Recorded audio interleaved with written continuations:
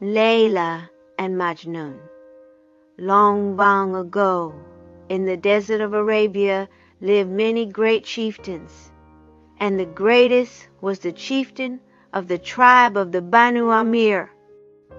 Now this Sayyid, as he was reverently called, had wealth beyond imagining. His gold and jewels were as countless as the grains of desert sand, and in his tent hung the most precious silks and carpets, and the finest herds grazed upon his land. But rich as he was in worldly goods, he was richer still in the goodness of his heart. He ruled with perfect justice and was generous to all. To those in need he readily opened his purse, and every traveler was welcome in his camp. His tribesmen prospered, and they loved and honored him. The Sayyid was well content, but for one thing, he had no son and heir. As the years passed and no son was born, he prayed to God with all his heart and brooded on the fortune that denied to him what he most desired. "What care I for my jewels and gold if I should die without an heir?" he asked. Indeed, he truly lives who lives in the memory of his son. And thus he prayed even more fervently until at last his prayers were answered, and God gave to him a son. There was great celebration in the camp of the Banu Amir, and the Sayyid opened his treasury so that all might share in his happiness. The desert was filled with shouts of joy, for the child was a boy of unsurpassing handsomeness, and every year his comeliness increased. And the good Sayyid was known to exclaim, "Of all men on this earth, surely none is more fortunate than I." Now when Qays, for so the boy was named, was of school age, he was sent to study under a learned teacher. So quick of mind was he that scarcely did he take a pen in hand than he had mastered script. No sooner did he hold a book than he could read. He was eager for new knowledge, and in all the learned disciplines he excelled, but his greatest skill by far was in the art of discourse. When he spoke, his words were sweeter than the music of a lute, his wit sharper than an arrow, his wisdom more lustrous than a pearl. All his schoolmates gathered round and listened with delight. Now the pupils in this school were from the noblest families, and so it was that one morning the daughter of a mighty chieftain, second only to the Sayyid himself, was brought into the classroom. This little girl was very beautiful. She was as slender as a cypress tree and as graceful as a bird. Her cheeks and lips were red as roses, and she had the darting black eyes of a gazelle. But even darker than her eyes was her raven hair. Her hair was more lustrous than the sky at midnight, and indeed she was called Layla, or night. The moment Layla came into the schoolroom, love awakened in Qays' heart. All that day he could neither read nor write, but only stare at her and wonder at her beauty and at her long black hair. Enraptured, he whispered Layla, Layla, softly as if in prayer, and all the next day and the next, and for many days after he could say no word but Layla. Even at this tender age, Qays claimed her for his own and vowed that he would love her all his life, and Layla loved Qays in return. Yet they spoke not, for their souls were so perfectly attuned that they had no need of words.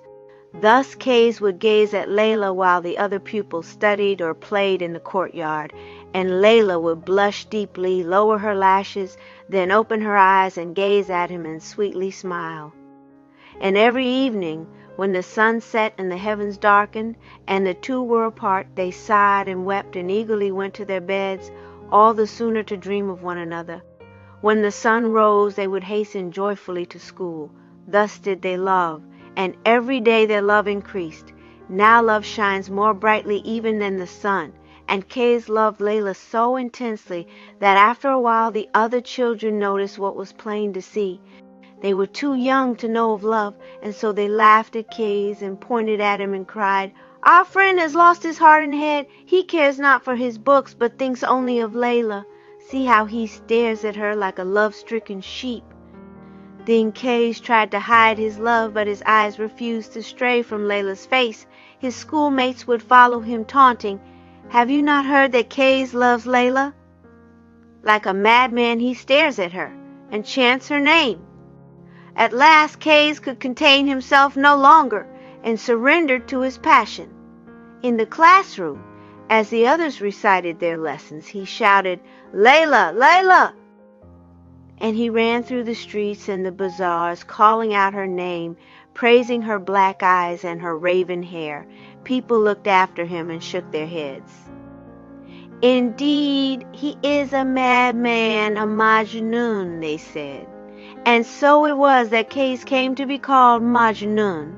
Now, it was not long before word of Majnun's infatuation reached the ears of Layla's father, and the chieftain was greatly incensed. "Who is this Majnun, that he should speak Layla's name in the bazaars and thus insult my daughter and my tribe?" And so the chieftain ordered that Layla be taken from the school at once and brought to the desert camp and confined in a tent alone.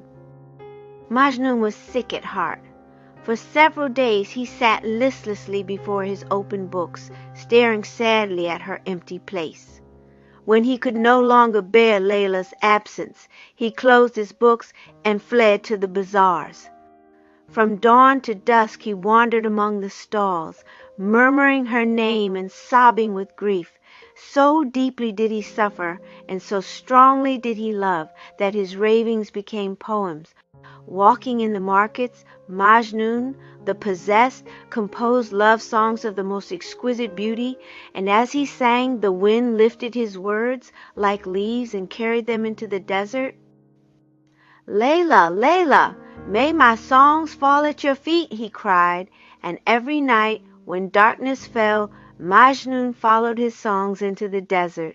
With 2 or 3 faithful companions who were still his friends, he crept into the camp of Layla's tribe. Approaching her tent, he hid behind a tree, hoping for a glimpse of his beloved. One night Layla, restless and sleepless, sat at the door of her tent. Majnun suddenly appeared. In the moonlight they gazed at one another, unbelievingly and trembling with love. Neither could say a word. It was not until the sky reddened with dawn that Majnun turned and hastened back to his own camp, lest he be discovered. From that day on his passion burned even more fiercely. Like a thorn bush set afire, Majnun was consumed by love, and as he lost his heart, so he lost his reason. Leaving the camp of the al-Aamiriya, he wandered in the desert and the mountains of Najd, and as he went, he tore his robes, shouted Layla's name, and wildly sang his songs. He went alone, for his friends despaired of him and left. From afar people would point to him and say, "There goes Majnun, that madman who was once called Qays. For love of Layla does he wander in the wilderness and bring dishonor on his father and his tribe." Now when Majnun fled into the wilderness, the good Sayyid grieved greatly. He called his counselors to him. "Indeed, my son has lost his heart," he said. "His senses are confused, for without Layla does he live in darkness. If he should win her, surely he will find his light." And thus did the Sayyid resolve to go to Layla's father and ask the chieftain for her hand. The next morning, as the sun rose in the sky, a search party went into the desert to find Majnun. At the same time, the Sayyid set out for Layla's camp. His camels were laden with many precious gifts, and his hopes were brighter even than the rising sun. But when he went before the chieftain and told why he had come, the chieftain spoke harshly, for he was a proud man. "Who has not heard of Majnun's madness?" he declared. "My daughter will not marry him. See first that your son is cured, then come to me again. For even if I were to grant your wish, as surely as the sun beats down upon the desert sand, Layla's name will soon again be heard in the bazaars, and every man in all Arabia will laugh at me." The Sayyid sadly shook his head and returned to his own camp. There he found Majnun and told his son what Layla's father had said. "Why must you worship only Layla?" he asked. "Indeed, among our tribe there are 1,000 lovely maidens. Choose one as your wife and forget Layla. Then you will be happy." But Majnun only cried out in despair and fled once more into the wilderness. He stumbled across the burning sand. Thorns caught at his robes, and still he called, "Layla, Layla," and he tore at his hair and sung his songs until the desert resounded with his words. As he passed through one village and then another, all who heard him marveled at his eloquence. They pitied him and wept. Yet Majnun saw them not, nor did he hear their weeping, or even the sound of his own voice, for he could think only of Layla. At last, like a burnt-out candle, he fell exhausted to his knees, and whispering Layla's name once more, prayed to God for death. "I am an outcast. I bring only shame upon my tribe. Let me die now, for there is no hope for me in life." Thus he sighed and sank onto the sand. No sooner had he fainted than a group of shepherds gathered. They prepared a litter for him and carried him gently across the desert to the camp of the Banu Amir. There he lay in his own tent, singing his songs and calling Layla's name. And his father's sorrow was no less than Majnun's. Would that Majnun had never set eyes on Layla, for no longer do I have a son, he lamented. With a heavy heart, he called his counselors to him once more. To the eldest he said, "Does not the whole world go to Mecca to ask God's blessing? Let us too make a pilgrimage and pray to God that Majnun should be cured." And so it was that in the month of pilgrimage, the last month of the year, the Sayyid and his closest kinsmen departed from their camp and traveled to Mecca. For this journey the Sayyid chose his best camels. A litter was devised for Majnun, and as the caravan crossed the desert, Majnun was carried as gently as if he were an infant in his cradle. At last they entered Mecca, and the Sayyid showered gold coins as alms upon the crowds of people in the streets. Then, trembling with hope, he brought Majnun before the shrine, and taking his hand said softly, "My son, ask God to save you from your passion. Pray to him to end your madness. Surely you will be cured." When Majnun heard these words, he wept bitterly. Then he laughed wildly and stretched out his hands toward the shrine, the Kaaba. In supplication, he touched the shrine. "I pray to you, let me not be cured of love, but let my passion grow," he cried. "Take what is left of my life and give it to Layla's, yet let me never demand from her so much as a single hair. Let me love for love's sake and make my love 100 times as great as it is this very day." As Majnun so prayed, the Sayyid listened silently and bowed his head with grief. Then they returned to their camp. When they arrived, the Sayyid told his kinsmen, "I have tried, but never will Majnun be cured, for before the holy Kaaba he has blessed Layla and cursed himself." Now everyone in the city of Mecca heard of Majnun's prayer, and there was none in the land of Arabia who did not speak of it. When word reached the camp of Layla's tribe, the chieftain thundered with rage and vowed to kill Majnun. But first he sent 2 messengers to the court of the Sultan to register his complaint. "Magnificence," they said, "this Majnun is a man possessed and does dishonor to our tribe. Order him to be punished at once, so that the name of Layla will be unstained." Then the Sultan's prefect drew his sword. "So be it. Let him be punished as you wish." Now it happened that a kinsman of the Banu Amir was in the Sultan's court and heard what had been said. He hastened to the Sayyid to warn him of the threat to Majnun's life. But Majnun had again fled into the desert. Greatly alarmed, the Sayyid with his tribesmen searched the wilderness until Majnun was found in a desolate gorge, writhing like a snake, moaning and sighing, and rising and falling upon the rocks. Tenderly the good Sayyid gathered his son into his arms, weeping bitterly. So too did Majnun weep. "My father, there is no creature on earth who is not ruled by destiny," he said. "To love Layla is my fate, and never can I throw off my burden. But listen to me, for I have a tale to tell. Once upon a time a partridge went hunting in a field and spied an ant, which she seized in her beak by one of its legs. The ant laughed and said, 'You are a skillful hunter, Partridge, yet it is a pity that you cannot laugh as I do.' Whereupon the partridge opened her beak to laugh, and the ant escaped. Then the partridge saw how foolish she had been. So it is with man, for he will regret his laughter with bitter tears. Yet I will have nothing to regret, for I have no cause to laugh. And Majnun wept and called out Layla's name. Then Majnun was carried from the rocky gorge to his own tent, and his kinswomen brought food and water, and his mother whispered many soothing words. But Majnun, staring blankly into the cool darkness of the tent, did not even know her. Several days passed, and when he could rest no longer, he tore the curtain of his tent and fled again into the desert of the Najd. He roamed under the blistering sun until his face was black and his feet bled from the thorns open. And rocks, let Layla's father threaten, for I fear him not. What lover fears a sword, he asked. He who goes in search of his beloved cares not for his life. So Majnun sang his songs, and from villages and towns both near and far the people came to hear him. They copied down the words even as they were moved to tears, and carried the poems away with them. And when they knew love themselves, it was with Majnun's words that they sang of the stirrings and the passion of their hearts, for Majnun spoke for lovers everywhere. Meanwhile Layla grew more and more beautiful. Indeed, she was the most beautiful maiden in all Arabia. But every day she grew more sorrowful, for from that evening when she had seen Majnun in the moonlight, she had never ceased to love him.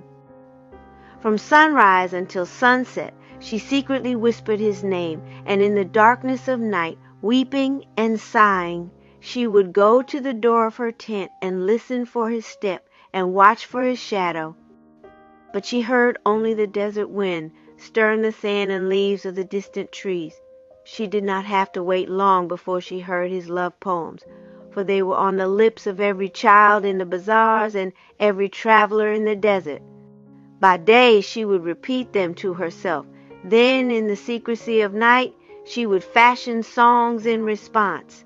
And indeed her songs were no less eloquent than Majnun's, for as true as Majnun's was her love. She wrote her songs on scraps of paper and strewed them on the sand. The wind carried them into the villages. Thus did people come upon them, as one stumbles on a precious jewel, and sing them. Soon the songs reached Majnun's ears, and he would sing a reply. As their words were carried back and forth across the desert, so did Layla and Majnun promise one another their undying love. Now there was a palm grove a short distance from Layla's tent, and every day Layla would go there with her companions. One afternoon, while her friends played among the trees and danced on the green grass which spread around them like an emerald carpet, Layla sat apart, thinking of Majnun and weeping with longing. Suddenly she heard a voice singing loudly outside the garden walls. "How can it be," the voice rang out, "that Layla can dance joyfully in her garden, while her beloved wanders in the wilderness alone?" When Layla heard this reproach, she wept so bitterly and so mournfully spoke Majnun's name, that none who saw her, not even the most obdurate stone, could remain unmoved. Indeed, one of her companions happened to hear the song, and came upon the weeping Layla. Tears of pity filled her eyes. She went to Layla's mother and told what she had heard and seen. Thus did the good woman learn of her daughter's suffering, for never had Layla spoken a word to her about it. That very day, as it happened, a young man of the tribe of Asad was journeying across the desert and passed by the grove. This Ibn Salam, for such was the young man's name, happened to catch a glimpse of Layla through a chink in the garden wall and immediately fell in love with her. Now Ibn Salam was of a rich and noble family, and he went at once before the chieftain to ask for Layla's hand. The chieftain was well pleased and readily agreed, but asked only that the youth curb his eagerness. "Be patient for a while, my friend," he said. "In but a few months more the bud will blossom into a full-blown rose. Then shall the wedding feast be set." Meanwhile, Majnun still wandered in the desert, dressed in his rags, singing his songs, and crying, "Layla, Layla." He took shelter among some rocks in a gorge where wild animals lived, and one day a Bedouin prince named No-Fall came upon the gorge and the unhappy Majnun. When he asked his attendants who the mournful creature was, they told of Majnun's suffering. The prince was deeply moved, for while he was brave in battle, he was gentle and kind of heart. Thus he caused a banquet to be set before Majnun. But Majnun would eat no food and drink no wine, and he uttered no word but Layla. Then the good prince took his hand and gently said, "My friend, listen to me, for I have heard your story, and I wish only to help you. Trust me, and you shall find Layla and shall have her for your own, to love all of your life. Indeed, you shall have Layla, even if I must do battle." At these kind words, Majnun arose and embraced No-Fall and went with him to his camp. Under the prince's gracious influence, Majnun became the cheerful youth he had once been. He wore fine robes and a silk turban. Every morning as the sky brightened with the first rays of the sun, he rode into the wilderness with No-Fall, and they would ride all day. Every evening when darkness fell, he feasted with the prince and called for wine and listened to the songs of minstrels. Happy were these days, when Majnun's sorrow was allayed. When he looked upon his friend, none was more joyful than No-Fall. Thus did several months pass, until one afternoon the two friends sat together in the shade of a tree, resting from their ride. Majnun sighed bitterly and said, "Good prince, my patience has come to its end. I beg of you, help me find Layla as you promised, for if I must wait even a moment longer, surely I shall die." So mournful did he look that No-Fall leaped to his feet at once, took up his sword, and summoned his men to arms. The next day, at dawn, he rode across the desert with Majnun at his side. When they reached the pasture lands of Layla's tribe and saw the tents on the horizon, they pitched camp. Then No-Fall sent a messenger to Layla's father. "Tell the chieftain that you come to him in Majnun's name, and that Majnun must have Layla. Tell him, too, that if he should refuse, in Majnun's name will I attack."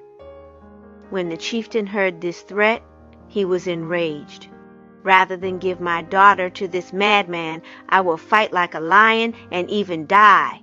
Then No-Fall sent an even stronger threat to the chieftain, and with many curses the chieftain refused. So No-Fall set upon Layla's people, and the desert resounded with the clash of war. In the midst of the fighting, Majnun huddled and wept and prayed for peace. He could not fight, for every injury to Layla's tribesmen was as a wound to him. Indeed, he would have drawn his bow and arrow against his own army had not shame stayed his hand. At last, as the sun descended in all its crimson glory, a truce was called, and both armies retreated to their camps. No-Fall again sent a messenger to the chieftain, offering many jewels and precious gifts in return for Layla, the most precious jewel of all. The chieftain scornfully refused. His army greatly outnumbered No-Fall's, for he had summoned many tribesmen from surrounding pastures and hunting grounds. But the next morning No-Fall left his camp and went to amass an even greater force, enlisting tribesmen from Medina all the way to Baghdad, and the fighting began anew. At dawn one day No-Fall attacked. By dusk the chieftain was defeated and knelt at No-Fall's feet. "I am a weak old man," he said. "I have no strength. My men are all dispersed. Do what you will with me, but there is only one thing I ask. Give Layla not to Majnun, for he is a fool and has disgraced his name and hers." Now No-Fall, as we have said, was gentle of heart, and when the chieftain spoke, tears of compassion rose to the prince's eyes. Had not No-Fall gone to battle for the sake of Majnun? And had not Majnun kissed the bodies of Layla's kinsmen as they fell dead? Was Majnun not a traitor as well as a madman? Thus, with a heavy sigh, No-Fall agreed to the chieftain's request and bid him farewell. Then he gave the order to break camp. Whereupon Majnun turned to the prince and spoke many bitter words. He then took his few possessions and rode off into the desert. Trembling with rage and weeping with despair, he cried out, "Layla! Layla!" And his cries echoed across the dunes. Greatly alarmed, Naufal went in search of Majnun the next morning, but he was nowhere to be found, and Naufal saw him not that day, or the day after, or ever again. For many days Majnun rode deep into the desert. He saw not a living soul, only stones and thorn bushes and miles of sand. Suddenly he came upon 2 gazelles caught in a trap. A hunter was standing over them with his dagger raised. When Majnun looked into the gentle eyes of the gazelles, he remembered Layla's soft black eyes, and he cried, "I beg of you, good hunter, do not kill." "Indeed, I am a poor man with a wife and family to feed," the hunter said. "For 2 months have I waited for this catch. What will you give me in exchange for the gazelles?"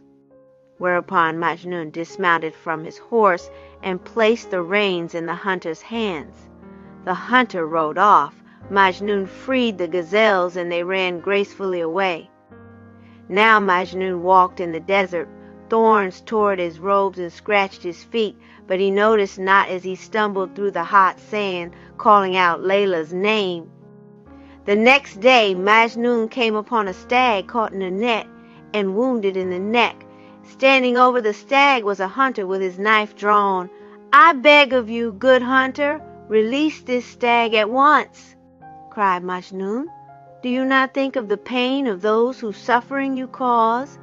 "I do not wish to kill the stag," the hunter said, "but how will I survive? What will you give me if I let the stag go free?" Whereupon Majnun gave to the hunter all that remained of his possessions, and the hunter went off. Then Majnun freed the stag and watched it make its way across the sand. Majnun continued walking in the desert, calling out Layla's name. On the 3rd day, the sun glared down so fiercely that the sand seemed to shimmer, and Majnun sat in the shade of a date palm tree. Now on a branch of the tree there sat a crow, and Majnun spoke to the bird. "Why are you dressed in black? Do you share my sorrow that your feathers are as black as Layla's hair? If you do mourn like me, why don't you leave me?" The crow did not answer, but hopped onto another branch, then flew away into the stifling air. And so Majnun sat alone all day, until the sun set and the sky turned red, then blue, till it became blacker even than the feathers of the crow. Then Majnun slept, and at the dawn, when he awoke, he saw an old woman dragging by a rope an old man whose legs and arms were bound with chains. When the old woman came near, Majnun asked her who she was and why the old man was in chains. She replied that she was a widow and he was a dervish, and that they traveled through the desert in this way and begged for food and shared what scraps were thrown to them. Then Majnun fell to his knees. "It is I who should be in chains, not he cried. "Free this man and put this rope around my neck instead, and you shall have all of our food." The woman agreed, and she led Majnun through the wilderness. Whenever they came to a village or even a shepherd's hut, Majnun would sing his songs and dance and hit his head upon the ground and cry out, "Layla, Layla," and they would be given scraps of food. Thus they wandered through the desert until one day they happened upon a camp. Majnun saw Layla's tent. He hit his head against a rock. Tears streamed from his eyes, and he cried, "Layla, Layla, I have caused your people to suffer at the hands of Naufal. As punishment I am in chains. Behold me and my grief." And with a howl he tore his chains apart and flung them from him. Then he cast away the rope and fled into the mountains. Now it happened that after Naufal's victory, the chieftain had told Layla of Naufal's agreement. Layla had listened in silence, and then had gone to her tent and wept, for never, not even for a moment, had her love for Majnun faltered. Soon after that, Ibn Salam came back to claim Layla as his bride. He came with many caravans laden with gifts and showered silks and gold upon the chieftain. Carpets were spread and a wedding feast was set, For 7 days and 7 nights, and for 7 days more, there was great celebration. Fires were lit, incense of aloe was burned, silver coins were thrown into the air. Then, the next morning, when barely had the stars yielded to the rising sun, Ibn Salam departed with his bride. When the caravan reached the lands of the tribe of Asad, the joyful bridegroom said to Layla, "Everything you see is yours, my love." But that night, when he went to embrace her, Layla withdrew. When he still would take her in his arms, she struck him. "Come not within arm's length of me," she said, "for I have vowed never to give myself to you. Take your sword and kill me if you will, but I will not submit, not even in 100 years. So great was Ibn Salam's love for Layla that he fell to his knees and asked her forgiveness, gently saying, "Rather would I be allowed to look upon your face than lose you forever." And thus did they live, and so a year passed. During that year, Majnun wandered in the wilderness. One day, while he was lying in the sand, exhausted, a stranger, a black-skinned man, passed by. Now he knew well who Majnun was, and said to him, "Have you not heard? Layla is married. Her husband is rich and noble, and even this very moment does he hold her in his arms. Better to turn your back on Layla than to scorn the world, my friend." At these words, Majnun moaned with despair and fainted. When he at last opened his eyes, the stranger was overcome with pity. "My friend, forgive me, for I have been wicked and have spoken falsely. Layla is married, yet she loves you still, and shares not her husband's bed. She is chaste and longs for you with all her heart and soul." Then the stranger departed, and Majnun stumbled through the desert, weeping and shaking to the depths of his being. In one breath he called out Layla, sang his songs. In the next, he reproached her for betraying him. Then he wept and cried out his forgiveness.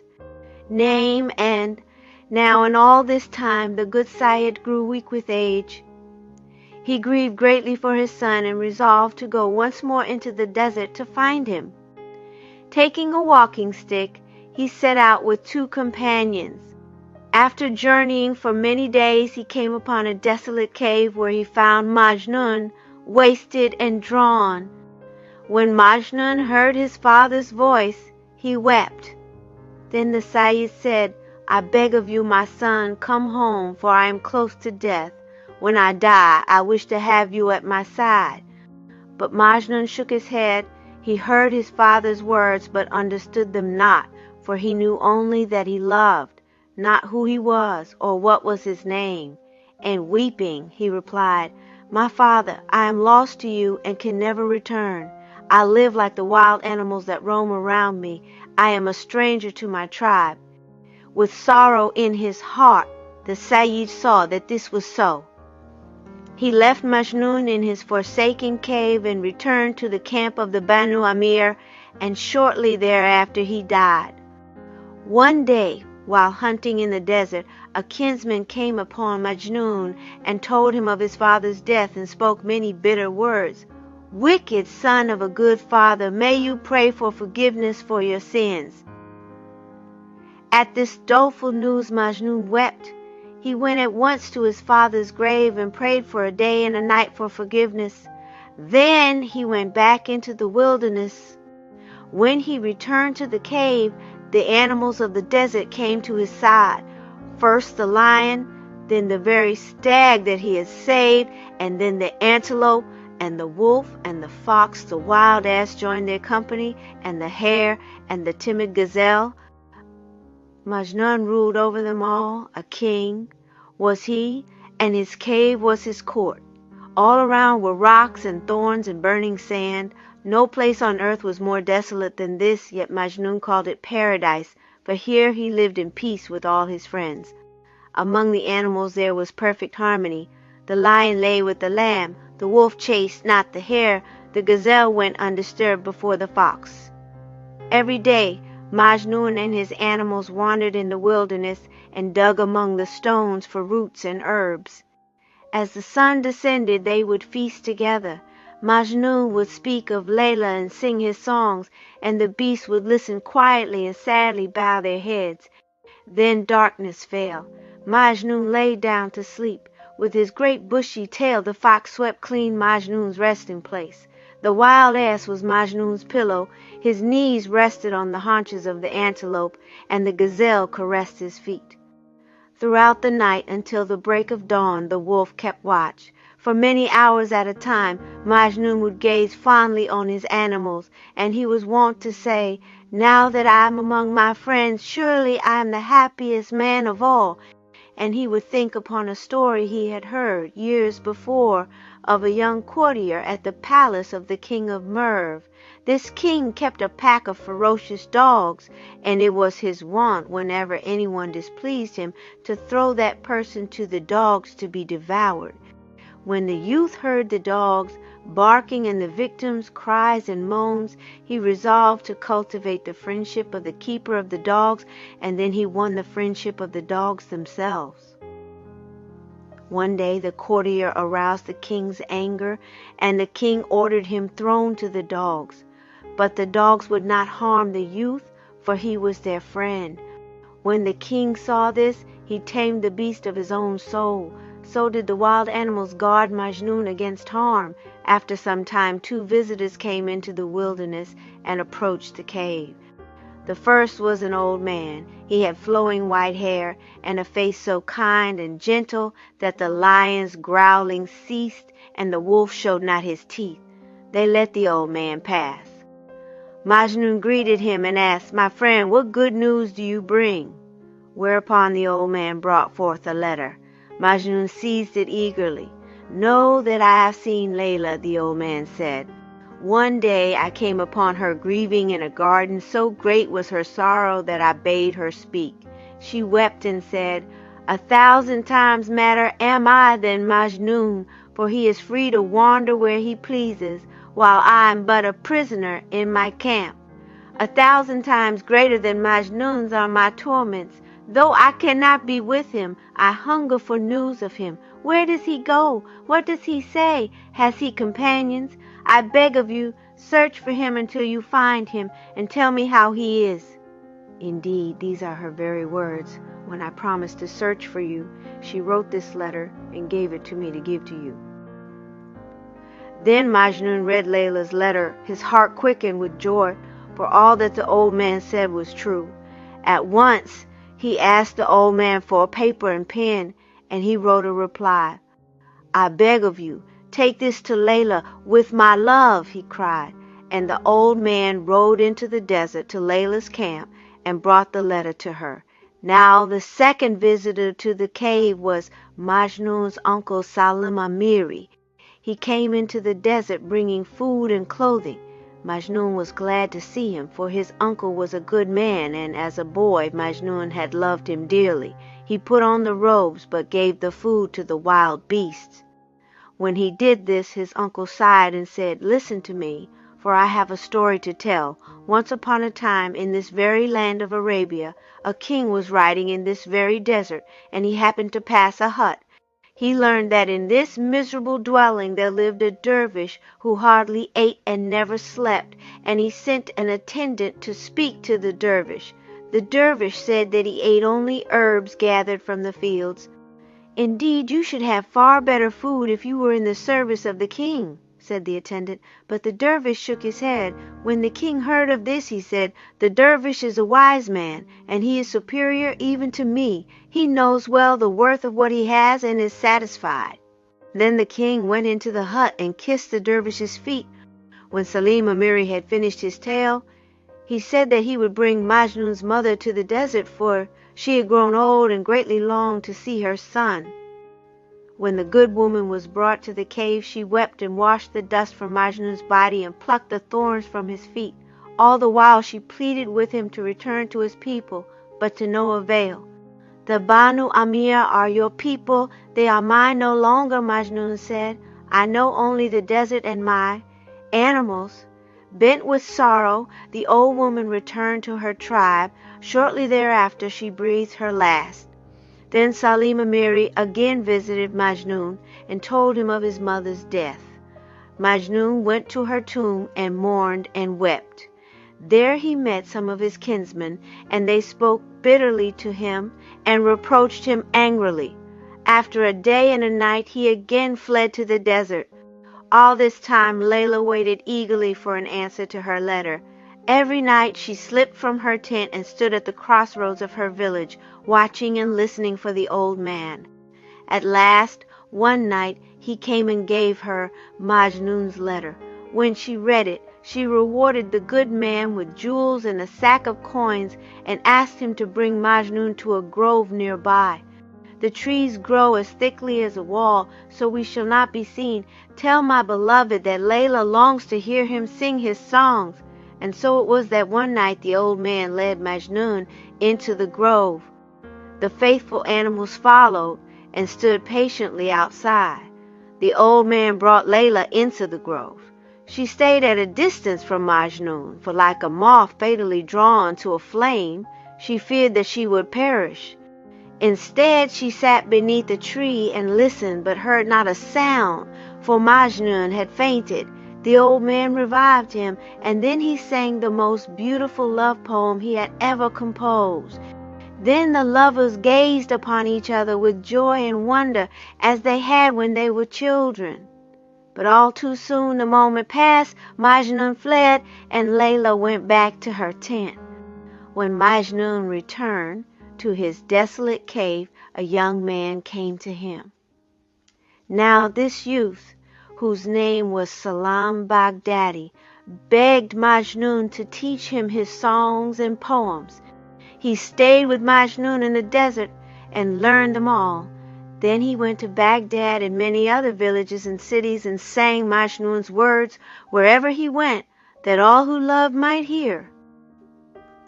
Soon after, Ibn Salam was taken ill with a fever as violent as the desert wind, and in a few days he was dead. At last, Layla could weep without restraint, for all who looked upon her thought that she wept for her young husband, and they pitied her with all their hearts. Yet for Majnun only did she mourn. Now in Arabia it was the custom for a widow to seclude herself in her tent for 2 years, speaking to no one. Layla went dutifully to her tent. She welcomed the solitude and vowed that every moment she would think of Majnun. This ritual she performed until autumn, when the trees blazed with color and the wind rose. During her many months of solitude, Layla became so weak that she could no longer rise from her bed. Her weakness turned to fever, and she called her mother to her and told her what the good woman had known for many years. "Grant me one wish, my mother," Layla said. "When I die, for I am like an autumn leaf on the branches of the tree of life, I will be dressed in bridal robes. Thus shall I wait for my beloved, for surely Majnun will come to my grave, and I would have you comfort him as you would comfort me." The next day, as the scarlet leaves fluttered to the ground, Layla died, and her mother did as she had promised. When Majnun heard of Layla's death, he went at once to her grave and wept from the depths of his soul. Indeed, he wept his heart's blood, and some say that as he wept, the flowers that grew at Layla's grave turned red. He sang his songs and again likened Layla to the graceful gazelle. For a month did Majnun stay at Layla's grave, guarded by his animals. As time passed, he grew weaker and weaker. It was in a voice barely a whisper that he prayed to God to release him from his earthly form and bring him to Layla's side. Soon after his prayers were answered, his animals guarded his body with fierce growls so that none could touch him. Only when he crumbled into dust did the animals go back to the wilderness. Then Majnun's tribesmen came forth and gathered his bones and buried them by Layla's side. All that day, and for many days after, there was mourning in the camp of the Banu Amir and in the camp of Layla's people. For many years, the story of Layla and Majnun has been told and told again, for never did there live two lovers as true as they,